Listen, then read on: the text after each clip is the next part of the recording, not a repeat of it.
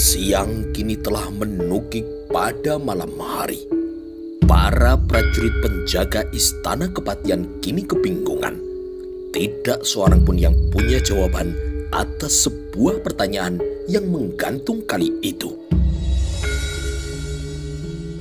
"Kau tahu?"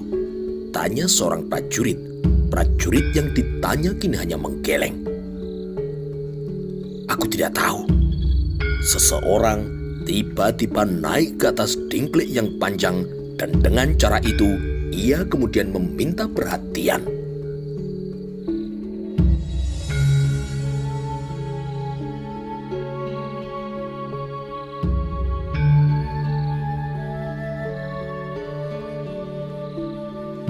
"Ada yang tahu di mana Gusti Gajah Mada?" tanya orang itu. Tidak seorang pun bisa memberi jawaban.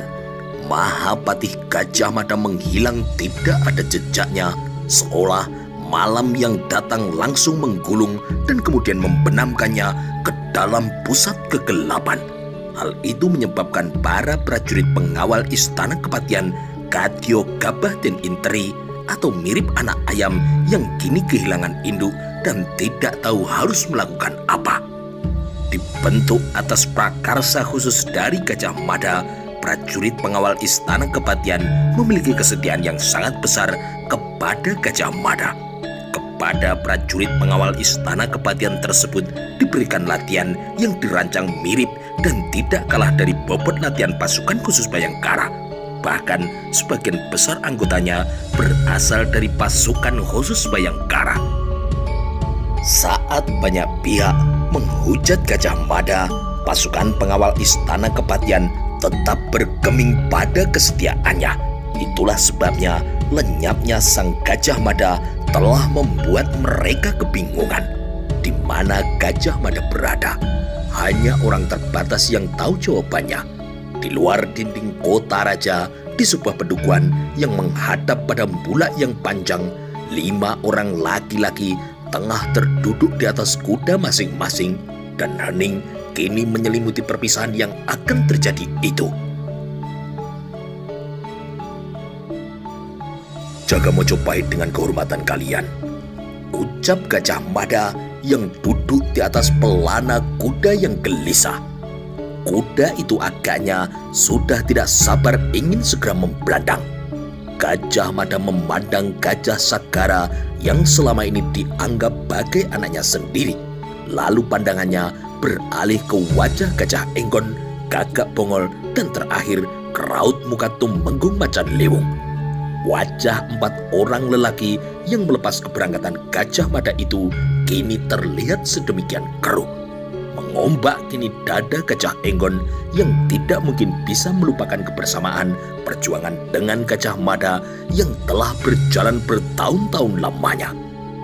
Bersama-sama mereka telah menjelajah medan yang berat yang satu ke medan berat yang lain, dan diawali kebersamaan itu ketika mereka masih sama-sama prajurit rendahan.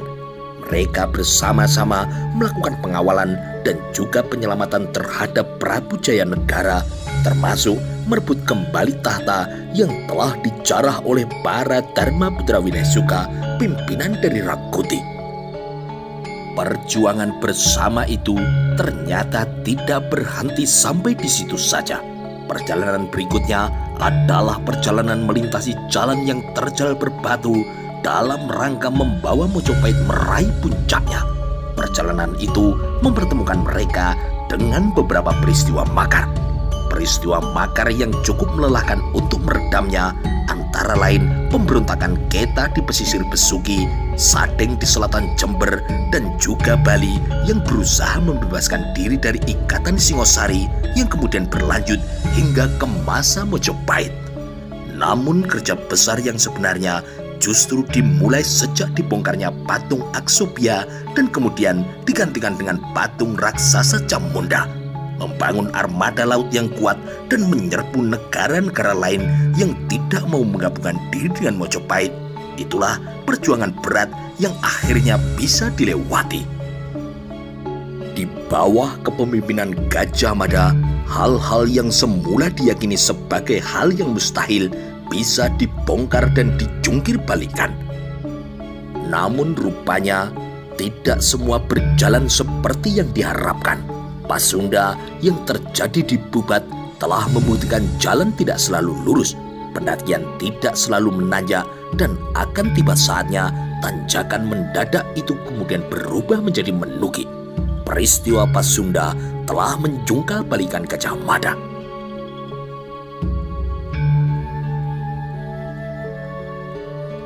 Kakang benar-benar yakin akan berada di sana? Tanya Kanuruan Gajah Henggon dengan suara yang datar. Gajah Mada kini segera mengeritikan dahinya. Tentu saja, aku telah menjatuhkan pilihanku untuk menghabiskan waktuku di Sapi. Kalau sewaktu-waktu kalian memerlukanku, kalian bisa datang ke sana. Di Sapi, aku akan membuat sebuah padepokan kecil atau sebuah pesanggerahan yang bisa aku pergunakan untuk mawas diri. Tidak hanya aku yang akan menggunakan padepokan itu untuk mawas diri, tetapi kalian juga, kalau kalian mau. Siapapun boleh. Gajah Henggon kini manggut-manggut. Sebaliknya, Gagak Bongol kini menjadi merasa penasaran. Tempat macam apa yang menjadi pilihan Kakang? Tempat yang indah. Aku pernah ke sana. Ada beberapa air terjun yang menjanjikan kesejukan. Setiap hari selalu ada kabut, kecuali pada musim kemarau. Kalau musim kemarau tiba, bahkan tidak ada tempat yang menurutku lebih indah dari tempat itu, kecuali lautan pasir Gunung Bromo. Dari tempat itu, jika kau mengarahkan pandangan matamu ke timur saat menyongsong datangnya pagi, maka kau akan menemukan keindahan yang tiada tara. Jawab Gajah Mada. Akhirnya saat yang ditunggu itu kini telah tiba. Gajah Mada yang merasa telah tiba waktunya segera memutar balik arah kuda tunggangannya. Dengan tarikan lembut pada tali kendali kudanya, kuda paling tegar yang pernah ada di Mojopahit itu pun segera kemudian berderap. Kuda itu sangat ingin membalap, namun Gajah Mada menahan kecepatannya. Dari tempatnya berada, Kanuruan Gajah Henggon, Pasangguan Gagak Bongol, Tumenggung Macan Liwung, dan Gajah Sagara tidak membutuhkan waktu yang terlampau lama untuk kemudian kehilangan bayangan mantan dari orang terkuat di Mojopahit itu. Apalagi saat itu Gajah Mada mengenakan pakaian yang serba hitam. Melepas Gajah Mada setelah ia bukan siapa-siapa lagi, benar-benar sangat dirasakan aneh. Kita kembali, kata Macan Liwung. Tidak ada yang menjawab ajakan itu dengan kata-kata, namun semua segera memutar kuda masing-masing. Benar-benar pelan dan tidak tergesa-gesa, Gajah Mada dalam berkuda untuk menyusuri jalan yang menghubungkan antara Mojopahit dengan Ujung Galuh.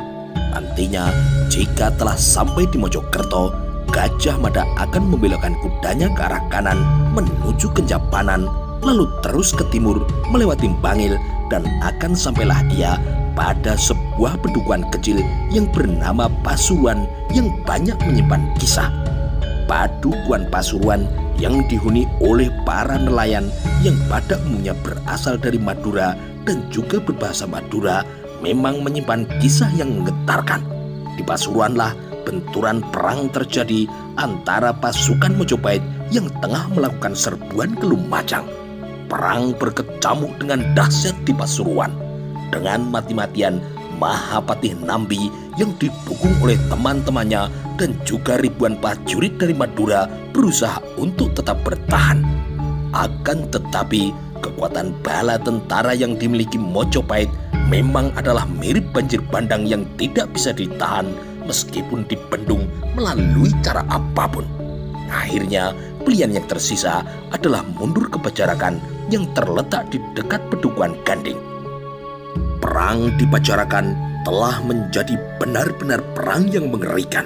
Pasukan pendukung Nambi melawan mati-matian.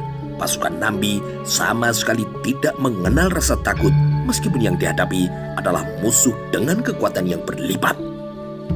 Saat itu, serangan Mojopahit tidak hanya berasal dari daratan, khususnya dari arah barat dan selatan, namun juga dari arah laut.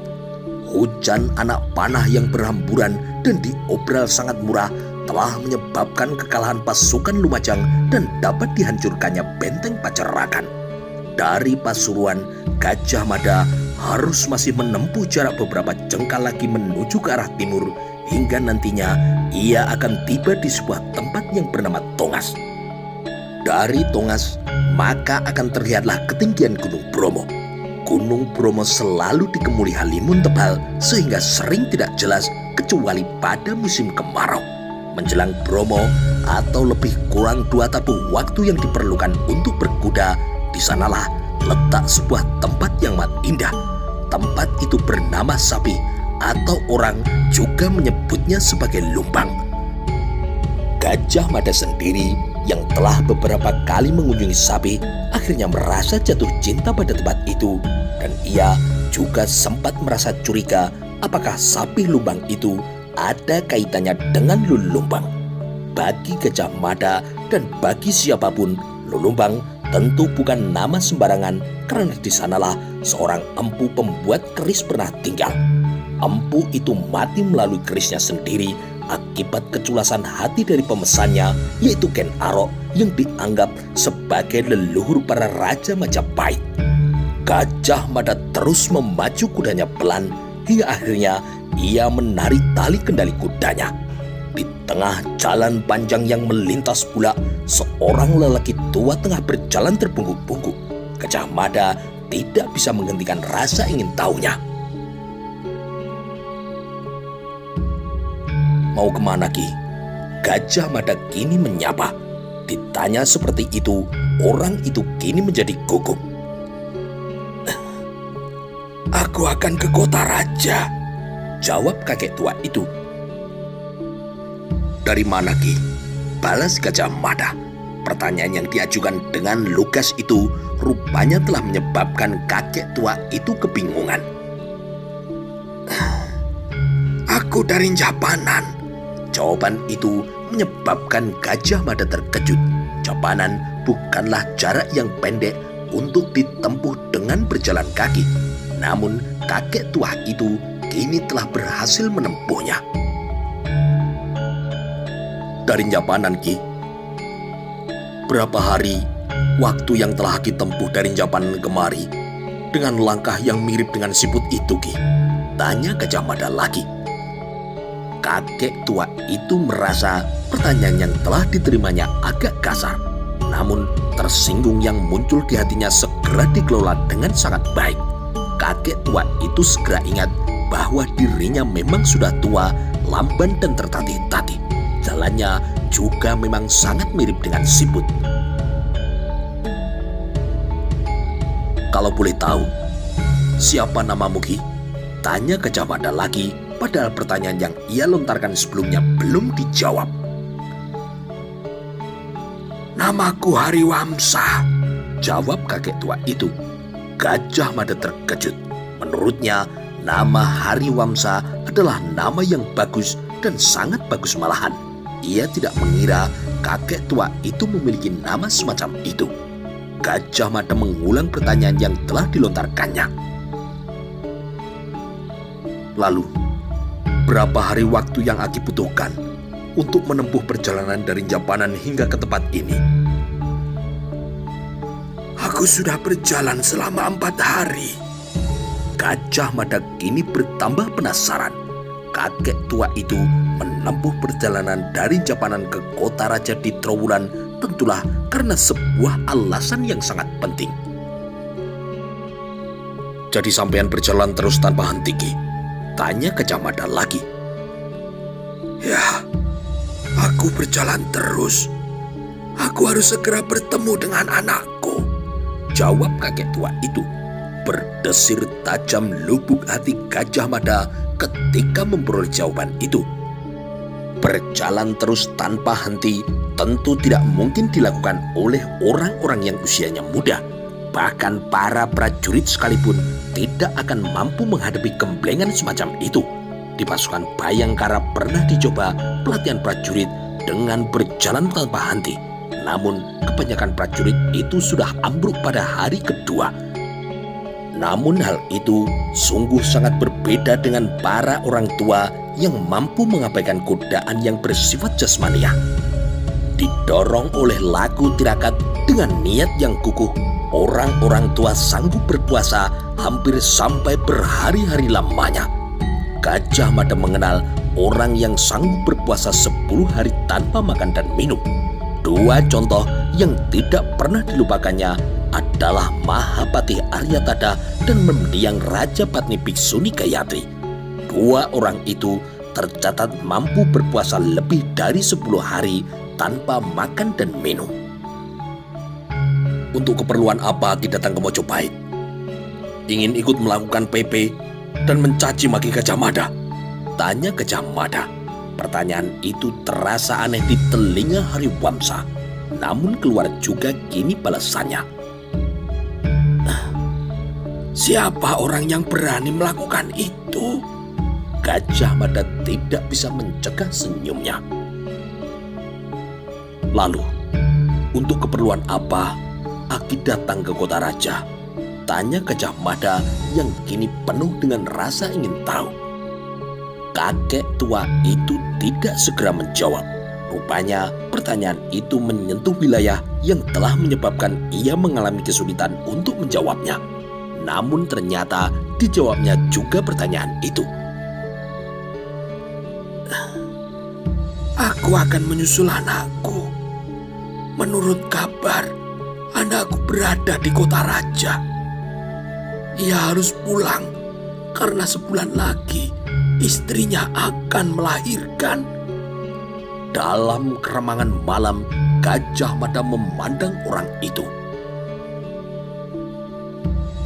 Siapa nama anakmu, Ki? Apa pula pekerjaannya? Aku tinggal di kota raja.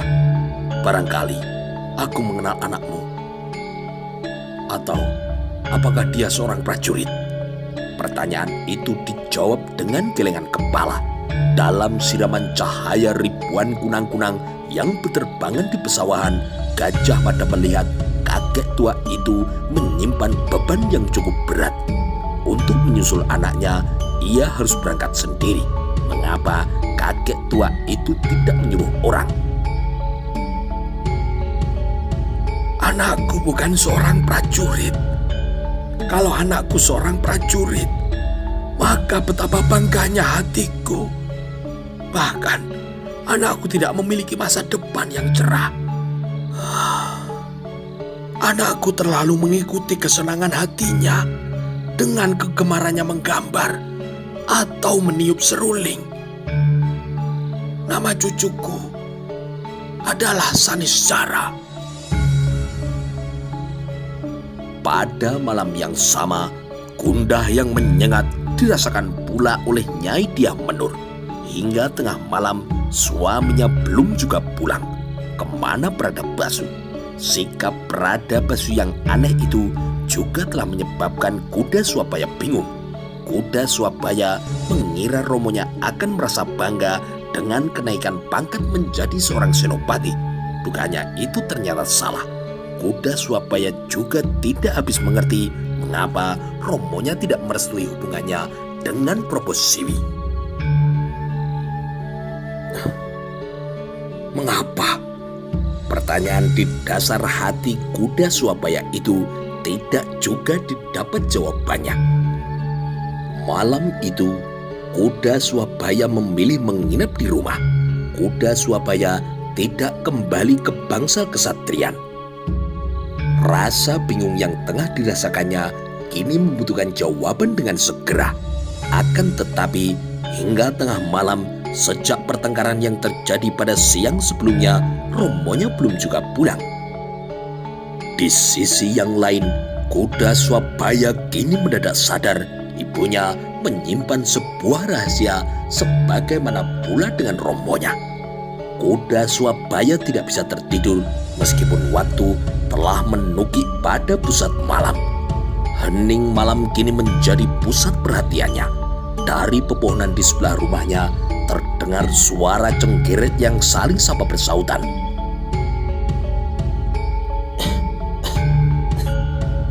Dari bilik ibunya kini kembali terdengar suara batu. Tiah Pertiwi yang tidur di sebelah biungnya kini kemudian bergegas bangkit. Dengan lampu ublik, Tiah Pertiwi kini menuju dapur untuk mencari jeruk nipis dan kencur di wadah bumbu. Dengan bahan itu, Tiah Pertiwi membuat racikan obat yang diharapkan mampu membantu meredakan batuk ibunya. "Apa yang kau buat itu, Nduk?" tanya Tiah Menur. "Racikan kencur dan jeruk nipis, Yong," jawab Tiah Pertiwi. Rupanya batuk itu benar-benar sangat mengganggu kesehatan dari Tiah Menur, sehingga untuk bangkit ia harus dibantu oleh anaknya. Racikan obat itu rupanya lumayan berkhasiat. Nafas Tiah Menur yang semula sesak kini menjadi sedikit lega. "Ramamu sudah pulang, Dok?" tanya Tiah Menur. "Belum, Yong. Barangkali Ramamu tidur di pendopo." Tiah Pertiwi kini menggeleng. "Tadi aku sudah keluar, Yong. Romo tidak ada." Kuda Swabaya yang masih terpicing kini menajamkan telinganya. Barangkali akan terjadi pembicaraan antara ibu dan adiknya yang bisa mengarah pada persoalan yang tidak dimengertinya. Kuda Swabaya akhirnya bangkit dan berjalan berjingkat. Lalu tanpa bersuara ia menyadarkan diri pada dinding. Dari tempatnya berada, apapun pembicaraan antara ibu dan adiknya, bahkan yang dilakukan sambil berbisik sekalipun, akan tertangkap oleh telinganya. "Ada apa sebenarnya, Yong?" tanya Tiah Pertiwi. Kuda Swabaya segera menempelkan telinganya ke dinding yang terbuat dari kayu jati itu. Nyai Tiah Menur tidak dengan segera menjawab pertanyaan itu, namun dengan sabar Tiah Pertiwi menunggunya. "Ayo, Yong, berceritalah." Tiah Pertiwi kini memohon. Tiah Menur menjatuhkan pandangan matanya pada titik api oblik yang amat tenang, dan hal itu menjadi pertanda udara di ruang itu tidak beriak. "Tidak ada apapun yang perlu diceritakan, Dok," jawab ibunya. Jawaban itu tentu tidak memuaskan hati Tiah Pertiwi. "Biung tentu sangat mengenal Romo. Biung pasti tahu apa alasan Romo tidak menyetujui hubungan Kakang Kuda Swabaya dengan Mbak Yu Berbosiwi. Lebih sulit lagi dipahami karena tawaran itu berasal dari Gusti Ibu Suri. Alasan apa yang Romo punya hingga Romo berani bersikap demikian, Yung?" Tiah Menur lagi-lagi tidak segera menjawab. Untuk semua pertanyaan itu, Tiah Menur tentu saja merasa memiliki jawabannya. Akan tetapi menjawab pertanyaan anaknya itu sama hanya dengan membongkar masa lampaunya, mengobrak-abrik kembali lembaran kisah yang telah ia kubur. Padahal hal itu tidak mungkin ia lakukan. Kuda Swabaya tidak boleh tahu sebuah rahasia yang selama ini disimpan sangat rapat, bahwa Bradabasu adalah bukan ayah kandungnya. "Tanyakan saja kepada Ramamu, Dok. Biung tidak tahu mengapa Ramamu bersikap aneh seperti itu. Biung juga tidak tahu apa-apa. Apakah Ramamu telah mengambil kesepakatan dengan para sahabatnya untuk berbesanan? Untuk mengetahui jawabannya, tanyakan saja kepada Ramamu, Dok." Jawaban itu terasa mengambang. Tiah Pertiwi merasa yakin biungnya tidak terbuka. Ada sesuatu yang kini tengah disembunyikan. Akhirnya Tiah Pertiwi tidak lagi mengganggu biungnya. Kuda Swabaya juga kini telah tidak mendengar apapun. Bahkan beberapa saat kemudian terdengar tanda-tanda adiknya telah tidur. sebuah dengkur halus yang menggetarkan udara.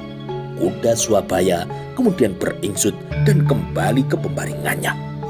Kuda Swabaya tidak mungkin meraih lagi lelap dengan seketika. Benaknya kini telah terisi berbagai persoalan yang membingungkan dan tidak diketahui jawabannya. Kuda Swabaya mencoba mengenang, barangkali ada sesuatu yang terselip dan luput dari perhatiannya. Aku mengira Romo akan senang melihatku menyandang pangkat senopati. Namun yang aku dapati tidak seperti yang aku bayangkan. Romo sama sekali tidak bangga. Bahkan secara nyata, Romo menampakkan kejengkelannya. Ada apa ini? Batin Kuda Swabaya. Pada siang sebelumnya, ketika Prabu Siwi yang datang berkunjung atas suruhan Ibu Suri Dyahwira telah pamit pulang, tetapi kereta kudanya belum lagi lenyap dari pandangan mata, Kuda Swabaya bergegas ke ladang untuk menyusul romonya. Kuda Swabaya benar-benar terkejut ketika mendapati sikap dari romonya yang kini terlihat aneh. "Kau bangga dengan pakaianmu itu?" tanya Pradabasu. Kuda Swabaya mengerutkan kening. Pradabasu kemudian berjalan ke pinggir ladang. "Aku sekarang seorang senopati, Romo." Pradabasu kini melengos. "Senopati apa kau ini? Kau tidak pantas menjadi seorang senopati. Jenjang dan kenaikan pangkat itu sejajar dengan pengabdian serta tanggung jawab. Pengabdian mana yang kau lakukan hingga kau dianggap layak menjadi seorang senopati? Kau memang seorang prajurit, tetapi kau pernah berperang di mana? Sebagai ramamu, aku mengikuti perkembangan pengabdianmu, Ger. Kau belum pernah terjun ke medan perang manapun. Bahkan menjadi lurah prajurit pun, aku menilai kau belum layak." Kuda Swabaya terkejut dan kini merasa tidak nyaman. "Jadi Romo tidak setuju?" tanya Kuda Swabaya dengan suara yang agak serak. "Kau seperti badut yang diberi pakaian yang bukan hakmu," jawab Pradabasu. Dengan pandangan mata yang mendadak berwarna aneh, Kuda Swabaya membalas tatapan mata romonya itu dengan tidak kalah tajam. "Ada apa sebenarnya, Romo? Alasan apa yang Romo punya untuk tidak setuju pada anugerah yang aku terima? Semua prajurit dari pangkat manapun akan mendambakan kenaikan pangkat. Aku juga, Romo. Tetapi setelah yang aku inginkan itu menjadi kenyataan, mengapa malah Romo yang menentang?" "Aku pernah menjadi prajurit, Kuda Swabaya. Aku pernah mengalami medan perang yang berdarah-darah. Yang kau alami itu tidak ada apa-apanya. Perang yang kau alami hanyalah perang di gladi. Belum pernah kau rasakan perang yang sesungguhnya. Jadi, bagaimana bisa kau merasa bangga dengan pakaian yang kau kenakan itu? Kalau aku jadi kamu, aku akan merasa malu." Terbungkam kini mulut Kuda Swabaya ketika memperoleh luapan pendapat yang sama sekali tidak diduganya itu. Kuda Swabaya merasa kini tidak nyaman. Sebelumnya, pakaian senopati itu sungguh sangat terasa nyaman dan memberikan kebanggaan yang tiada habisnya. Kini, pakaian itu terasa sempit dan telah menyebabkan ia mengalami kesulitan untuk bernafas. Kuda Swabaya kini memandang romonya dengan lurus. Dan untuk kesekian kalinya, rasa penasarannya terhadap sebuah hal kembali kini terusik. Romonya dulu seorang prajurit, bukan sembarangan prajurit, tetapi prajurit dari Kesatuan Khusus Bayangkara. Ketika romonya menyebut ia pernah berada dalam perang yang berdarah-darah, hal itu memang benar adanya. Pertanyaan yang selalu membuatnya penasaran adalah mengapa Pradabasu mengundurkan diri dan kemudian menempatkan diri di luar. Konon Pradabasu bersikap demikian sebagai bentuk ketidaksetujuannya terhadap sebuah masalah. Namun masalah apa itu juga tidak jelas sama sekali. "Ceritakan, siapa yang telah memberimu baju itu?" tanya Bradabasu. Pertanyaan itu terlalu menyakitkan. Oleh karena itu, kuda Swabaya tidak segera menjawab. Bradabasu yang mengenal kuda Swabaya sejak masih bocah tahu mengapa kuda Swabaya tidak menjawab. "Siapa yang memberimu pangkat senopati itu? Sang Prabu sendiri atau orang lain?" tanya Bradabasu. Pertanyaan itu lagi-lagi dirasa aneh oleh kuda Swabaya. "Romo tahu sendiri jawabannya. Untuk jenjang pangkat, mulai dari senopati, hanya ada satu orang yang punya hak," jawab kuda Swabaya. Bradabasu ini tersenyum dan mengangguk perlahan. "Kau ingin menegaskan bahwa orang itu adalah Sang Prabu?" Bradabasu kini kembali bertanya. Kuda Swabaya membalas pandangan mata romonya dengan sangat tajam. Anggukan kepalanya kini terasa sangat pendek. "Lalu atas usul siapa?" tanya Bradabasu lagi. "Romo, aku merasa tidak perlu menelusuri atas usulan siapa anugerah itu datang. Aku hanya melihat Sang Prabu yang menganugerahkannya. Sang Prabu adalah satu-satunya orang yang berhak. Sang Prabu memanggilku untuk menghadap di istana.